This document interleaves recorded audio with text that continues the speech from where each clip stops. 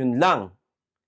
Tax returns of taxpayers registered within their jurisdiction except tax returns related to one-time transaction or audit, and those that match the selection criteria based on taxpayers' non-compliance risk are subjected for issuance of ELA.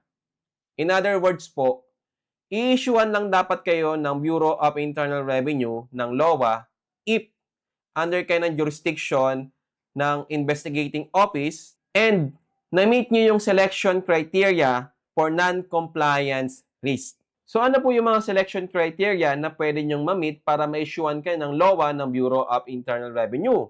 Nandito rin po sa RMO number 6, 2023. Ito po, Section 3.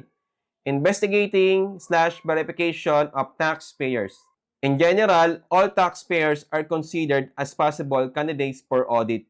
Yes, pero under po ng Section 4 nitong RMO 6 2023, dalawa yung requirements.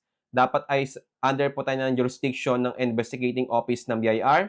Ibig sabihin po, kung RDO 18 kami, Olongapo City, hindi kami pwedeng i-audit ng RDO number 19 SBMA or RDO number 20 Bataan.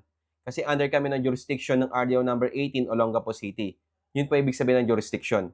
And pangalawa, dapat na-meet namin yung selection criteria dito sa RMO number 6 2023 as clearly and expressly provided naman dun sa Section 4.